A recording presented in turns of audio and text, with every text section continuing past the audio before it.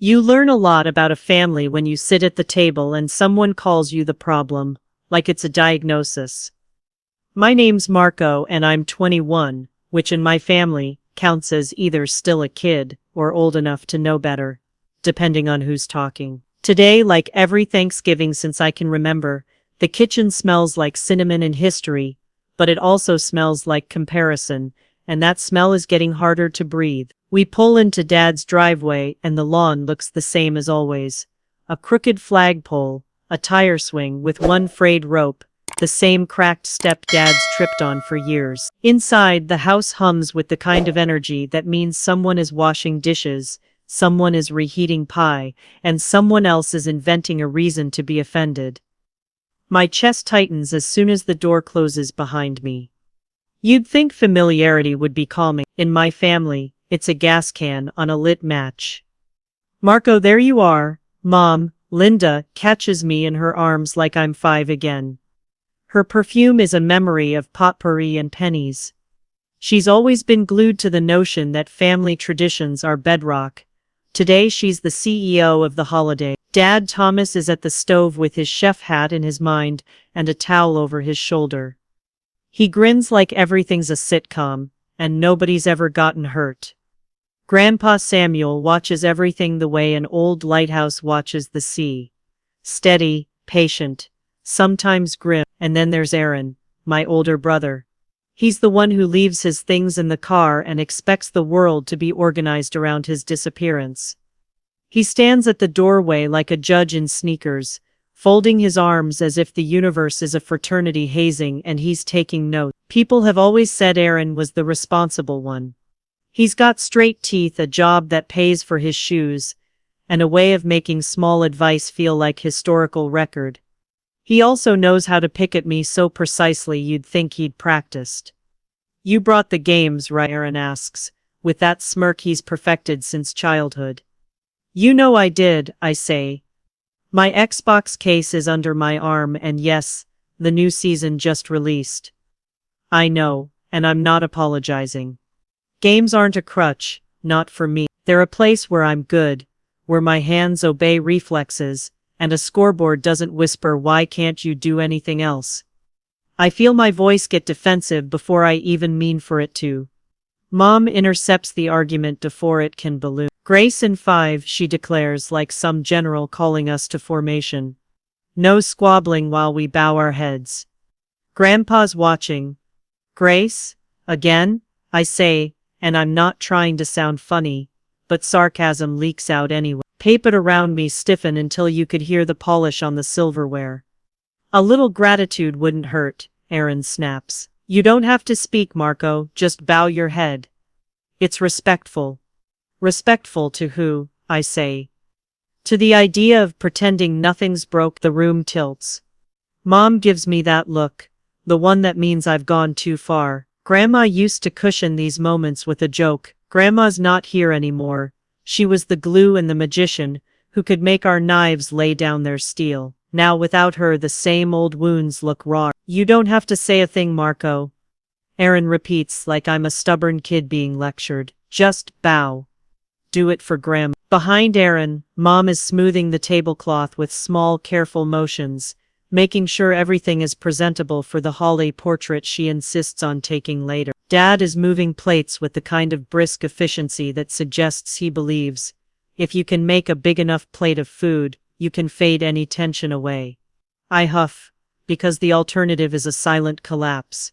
I bow my head, and my stomach tightens like a fist. In the stillness, Grandpa clears his throat and says a few things that, more than words, are a quiet command to try and be better today.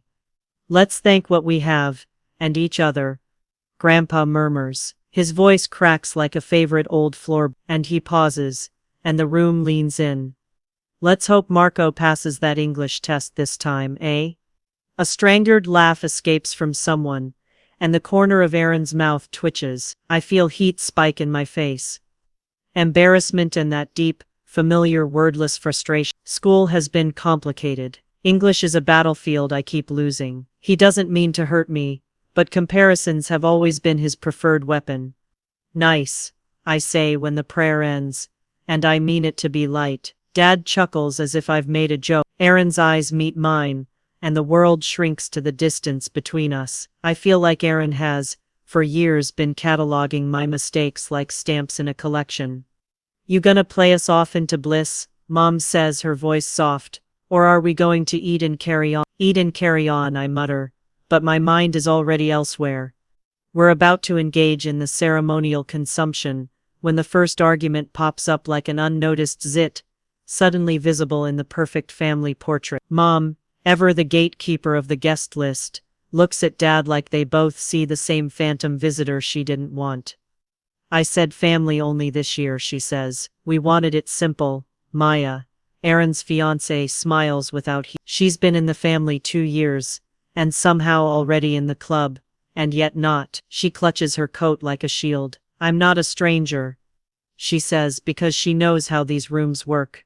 You pass one sentence of criticism, and the doors close on you. You walked in like you owned the place, Aaron says, a jab wrapped as observation. Cute, but maybe we should. Stop it, Mom snaps. Brianna, my sister, steps between them. She's the quiet one who keeps a storm underneath her calm. Not everyone needs to get picked apart. The room fills with words and half-words. Does anyone remember why we came together? The reason slips between the grumbles and the pot roast smell, and I think about Grandma, the person who made our arguments seem like an expected side dish, and always somehow set things right by the time dessert arrived. I did try to keep it smaller, Mom says, deflated, but family is family. As if on cue, I decide to lean into the wrong kind of truth. You mean family plus the person Dad refuses to name as the third wheel, I say, because Dad always pairs up my jokes with a glare that slices. Marco, Aaron warns. No, I'm serious. If it's family only and you invited Maya and Priya and people who aren't even related, what does that mean? Silence. This isn't the screaming that breaks dishes, it's the small sharp barbs that break spirits. I wish I could take my words back like spilled salt, but they're out. Maya gives me a look that is part hurt, part learn your manners. And Priya, our cousin who's vegan and never meets a sentence, she doesn't begin with a statistic, arches an eyebrow like she's been waiting for a moment to correct me on something. Oh, come on, Priya said. I don't even want to cause a fuss. Let's just have a respectful dinner. Respectful, I say. Respectful like comparing test scores over pie.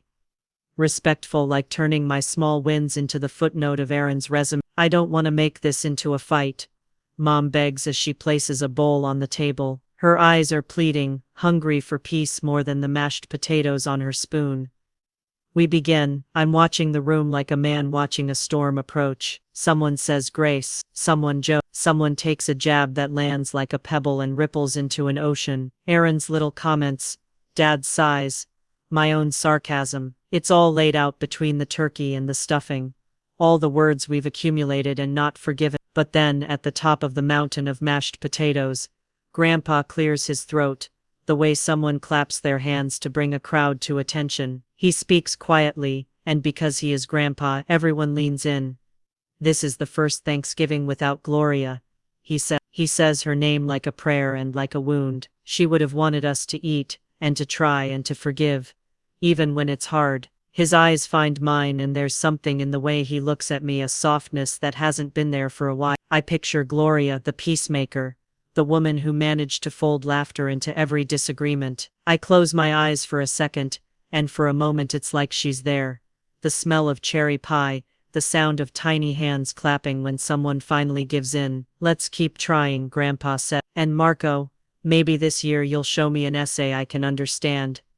Yeah, I say, and for once my sarcasm is the only armor I have left, but it's threadbare. The meal begins for real, and I find my jaw unclenching as forks clink and hot steam rises, and by accident, someone tells a story that actually makes people laugh. It's quiet, but it's real. I tuck my embarrassment in my pocket and listen, because maybe, just for this afternoon, the past can sit down and let us eat. Cooking at my father's house is like watching a live musical, where nobody quite remembered their lines, but somehow the music keeps the rhythm.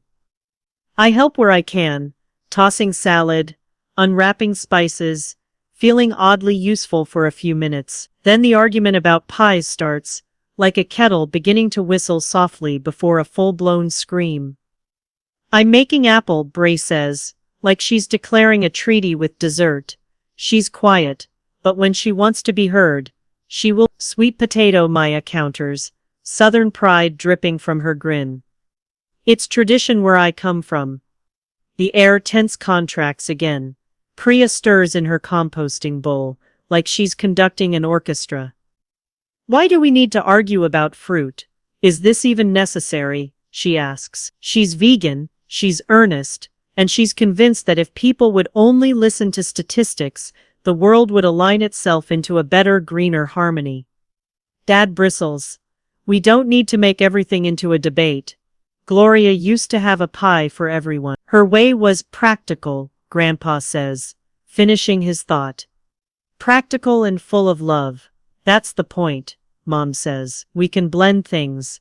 Apple, sweet potato, a little cornbread, mashed potatoes. It's Thanksgiving, why pick one thing to fight over?" And then Priya, bless her, decides to do something helpful in a way that only Priya can. She dumps a jar of herbs into a bowl and starts humming a homemade cleaning spray recipe, while Bray and Maya look at each other like Border Patrol. "Please don't pour that on the pie," Aaron says, half joking, half panicked. I want to laugh because the madness of it all is almost charming, except I know charming is only a temporary bandage on old wounds. In this house we don't just disagree about pies, we disagree about who we are under pressure. Priya's eco-enthusiasm somehow reads as judgment on our family's plate. Maya's contribution is read as competition. Aaron's suggestion to keep things simple reads like the final verdict on anything I might accomplish. I try to pour myself into something useful, literally, and grab the rolls to reheat. I bump into Dad, who's stirring a gravy the color of earth. He gives me a look that says two things. "I love you, kid, and sometimes you make me want to gnash my teeth." He's not Nan, he's complicated. He believes hard things are fixed with hard work and habit. He's the man who believes ironclad rules will ward off pain. "You doing okay?" he asks in a voice that only a parent can have. Half mock, half worry. "Yeah," I answer, because I don't want to turn the holiday into a therapy session. I'm still nursing an old bruise from earlier, when he took my Xbox for a week because he thought screens were stealing my brain. He thinks rules keep children safe, and sometimes his rules feel like chains. The afternoon drifts by in an odd, fractured way. Laughter, then silence. A quiz about whose cranberry sauce is better. Someone dropping a plate, and the clatter like thunder. Grandpa sits in his chair like a calm harbor. He watches us like a gardener, watches his garden in winter, patient, hopeful for spring. And then something happens the way storms happen, suddenly and with no warning. Grandpa's face, which had been a map of steady lines, loosens for a second. He puts his hand to his chest. "Grandpa," Bree says, because she's the one who notices feelings like she's got a detector for them. He says he's all right, but his breathing gets shallow, like someone trying to breathe through a straw. The kitchen, which moments ago had been an orchestra, becomes a small emergency. Mom's face drops into the shape of a prayer. Dad rushes to Grandpa, and suddenly the holiday feels as if it's teetering on the edge of something precarious.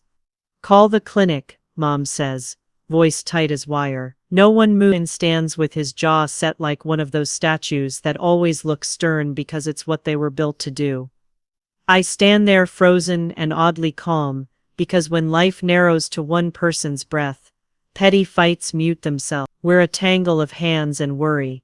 My chest hurts like someone squeezing an apple in it. I think about how fragile the people who are our anchors actually are.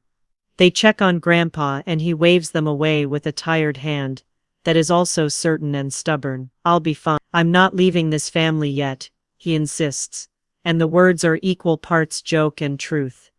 Later, with the sugar bowl forgotten and the kitchen smelling like antiseptic and rosemary, we decide to wait it out and keep going. Dad says it's what Gloria would want to carry on with the meal, to celebrate the food and the work and the shared life. Mom nods through tight eyes, We clean up, we set the table, and for a few minutes we actually cooperate. Bree and Maya make an uneasy alliance, as they decide to blend their pies. Priya suggests composting the leftovers. Aaron and I launch into a tentative truce, when we start heating up the old football video game, our silly private armistice. "You're actually going to play?" he teases. "Yeah," I say. "Watch me not suck." And for a couple of hours, we're strangely normal. Laughter buds like spring shoots. We huddle in the living room with pizza boxes and piping hot cider. The noise is a blanket. It keeps out the cold thought that anything could go wrong. And for a while, a blessed while, it's enough. Then the quiet thunder hits. Grandpa's pulse becomes faint in a way that makes the room hold its breath. He says he smelled cherry pie and jokes like it's the funniest thing. But it's not a joke. Mom calls the clinic for instructions, and someone fetches water and a cool cloth like it's the Bible remedy for everything. Aaron, who's usually too busy being responsible to cry, looks smaller than his shoulders are. He's the one who's usually right, but now he's scared. There's an odd thing that happens during crises. You see people without their shields. Dad's voice softens so much it sounds like a child's. Mom's hands shake. Maya kneels and holds Grandpa's finger like it's made of paper, which it is in a way that hurts. Priya asks the right medical questions, and then stands there pale, because even the most prepared people feel helpless when someone they love falters. I'm the one who ends up trying to make light, because humor has always been my safety net. "Hey," I joke because I don't know what else to do. Grandpa's planning his exit like a cliffhanger. It lands like wet bread. No one laughs. The room closes around this new truth. Our anchor might not be as solid as we hope. A neighbor who is a nurse, Richard from 2 houses down, arrives and takes charge like a trained hand, sorting knives by size. He's calm and firm and practical in a way that is almost comforting. They get Grandpa into the car and take him to the clinic for a checkup. It's the sort of thing people do in movies, not in real life. But it's real, and the pavement where the car drove away is still warm. We follow like crows migrating, all of us cramped into small cars, eyes red and hollow with worry. In the waiting room, I find myself whispering jokes to Mom, because silence feels unbearable, but she presses my hand and squeezes with a force that says you're not alone even if you feel it. At the clinic, there are machines and antiseptic-smelling corridors and the soft hum of other people's crises. The doctor is kind and speaks with soft authority. "It's dehydration and stress," he says. "We'll run tests. He'll need rest, fluids, and someone to keep an eye on him." It's medical and comforting in a box on the list of things we can do. And there, in that fluorescent hallway, the dam in me breaks. I sit on a hard vinyl chair, and for the first time in years, I let myself feel everything that I'd been ignoring. Shame for the things I haven't fixed, anger at the way comparisons have been thrown at me like small cruel stones, sadness that Gloria's seat at the table is forever empty. Aaron comes and sits beside me, and for once he doesn't deliver a diagnosis, he just says softly, "I didn't know it would feel like this." "Like what?" I ask. "Like losing someone twice," he said. "Once when she was alive, because we all started living around other things, and now this is like, the porch lights flickering." It's a strange moment, brothers confessing like old men. For a second I see Aaron as something more than the boy who corrected my homework. He's human and faltering, and that hits me like a tender swing across the ribs. "You always treated me like I was supposed to be better," I admit, surprising myself with the confession, "like I was supposed to match your report card before I matched your smile." He looks at me like he's searching for something to hold, and then quietly, "I didn't mean to make you feel smaller."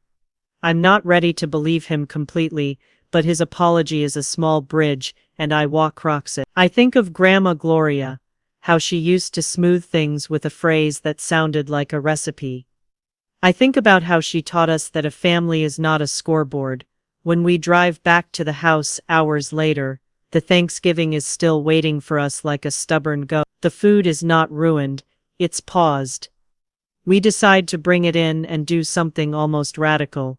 We will eat anyway, not to pretend nothing happened, but to honor what does remain. The table looks strange, places set, but not perfectly. We sit and eat, and the conversation is soft. Apologies move like timid guests, but they arrive.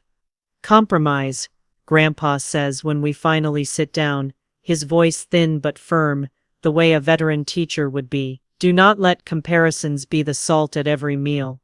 Dad nods, and I see the glassiness in his eyes. Gloria used to say 3 things, he adds, almost smiling.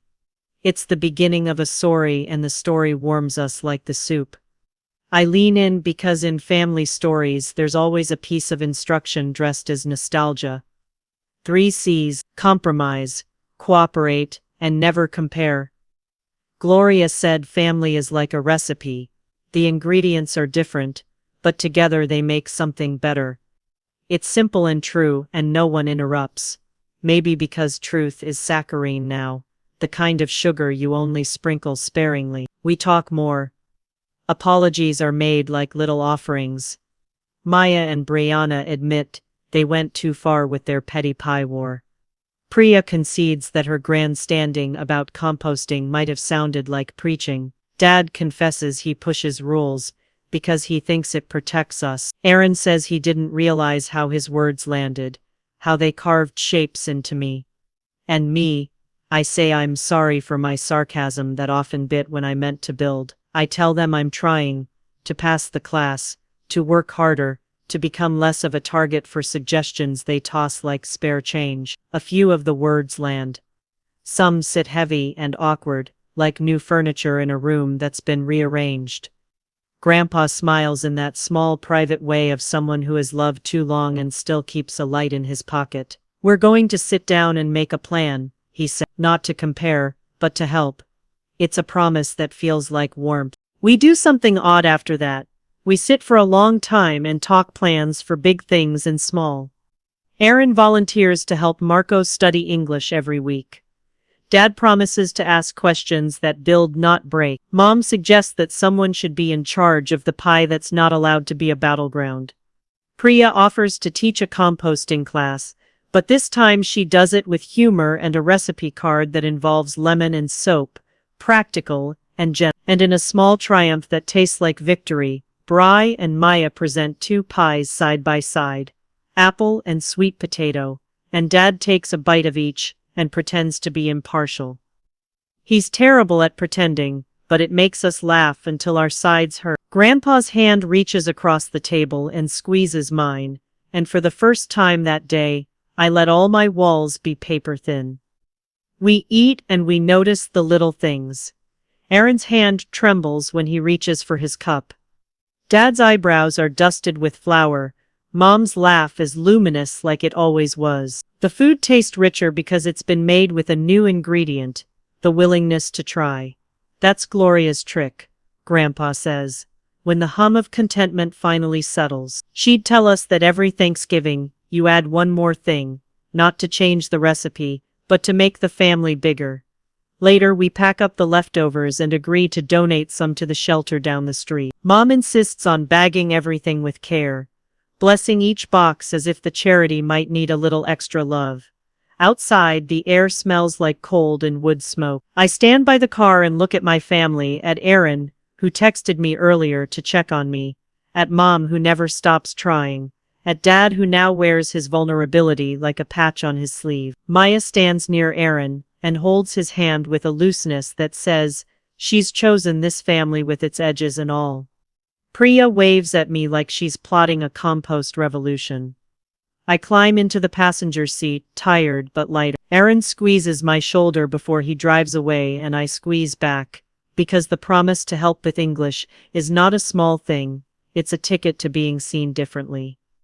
Small things carve a new path. That night in bed, I think about all the small fights that nearly ruined the day and how a single feint, a single fragile moment, turned everything from brittle to mendable. I think about how easy it is to weaponize words, and how much harder it is to gather them back like the spoons and the plates after a meal. The next morning, I open my laptop and see Aaron waiting on a coffee table with a stack of English grammar books. He's written notes in the margin, not corrections, but encouragements. He shows me the book and says, "We'll take it slow, you'll get it." That simple promise is a different kind of Thanksgiving present. It's the kind of thing you can't put in a box and wrap, you have to live. Grandpa hangs on. He's under doctor's orders to rest. He sits in his chair with a blanket and a book and watches us like a man who knows that even if storms come, it's the anchors who decide if the ship stays upright. We donate the leftover. We recycle, compost, and taste the blended pie that everyone secretly liked. We say things we needed to say, and more importantly, we hear each other when we say them. That night I write a sentence that I'm proud of, a small essay, clumsy but honest, and Aaron reads it and smiles. "Nice," he says. No qualifiers, no comparisons. Just the word, it feels like a trophy. Sometimes family is loud and messy and bruising. Sometimes it's the place that sharpens you, and sometimes it's the place that heals you. On that Thanksgiving, in my small house with its cracked step and tire swing, we ate and argued and forgave and agreed to do better. We learned, painfully and tenderly, that the things that matter don't fix themselves, but they do get better when people choose trust. So when I look back, I don't remember the fights as the end. I remember them as the painful middle before something warmer grew. I remember Grandpa calling us together and saying the 3 words that would become a new kind of recipe for us: compromise, cooperate, never compare. And when my next English test comes around, I pass it. Not exploding with perfection, but with a steady, earned success that tastes like practice, and bad jokes, and late-night grammar drills, with a brother who used to be my fiercest critic, and became sometimes my fiercest ally. That's the odd alchemy of family. It burns you, and then sometimes it feeds you back to life.